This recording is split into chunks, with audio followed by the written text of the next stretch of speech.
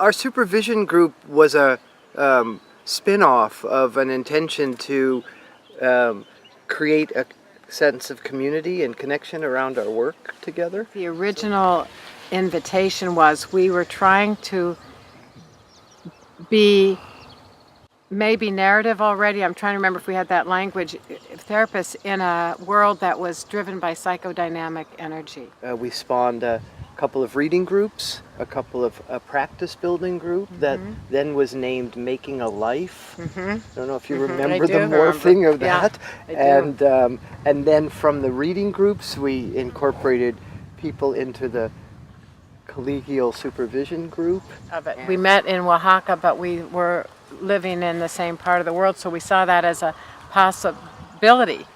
We had to go to Mexico to find each other. Yeah. Well, I was in the international course, I think, at that time, or had just ended, and so was looking for community, and so was connected first to you and then to the two of you, I think, at that conference.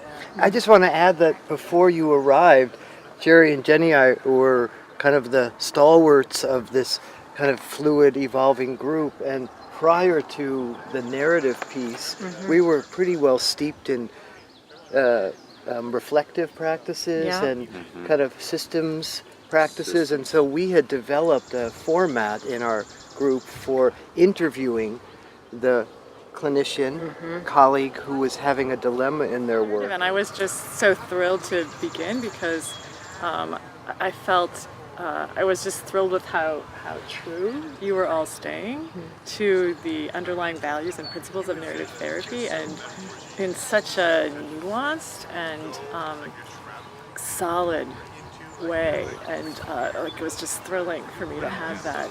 You know, if I were thinking about what I would want other groups to know, or another participant in a group to know, when you just to trust your group and to allow yourself to be asked, and how there's just such clarity that unfolds in terms of the possibilities, or such space to be able to really reflect on all the possibilities that you had never considered before that moment.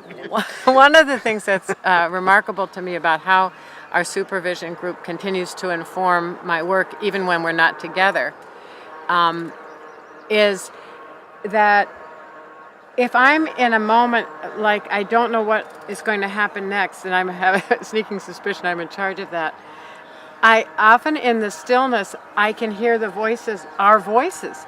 And sometimes I know whose it was, sometimes I know where the person was sitting on the couch, sometimes I don't know anything except, oh yeah, this is that.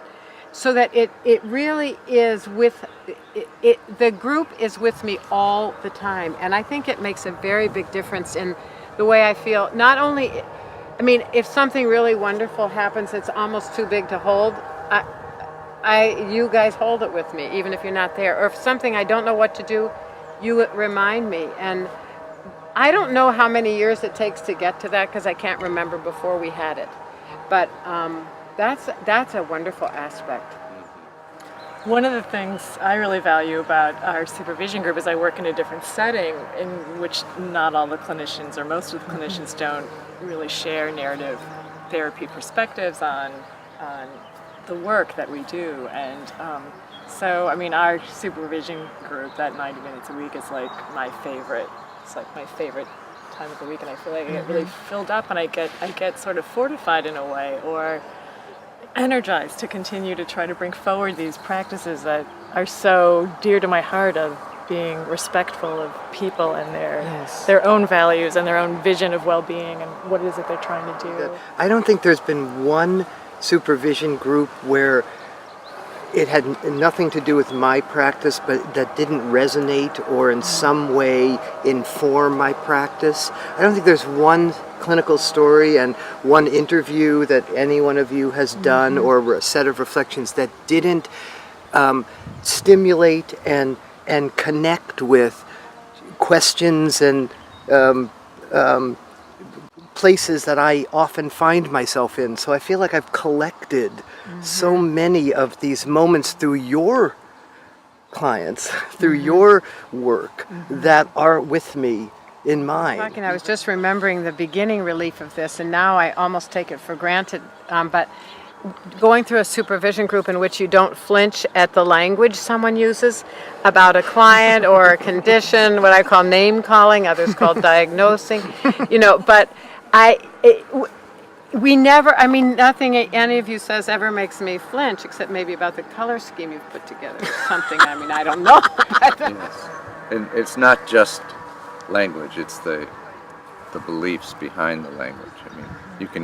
You can spout the right language, but I believe all of us have the same ethic of respect for each other and our clients that shows up in our language.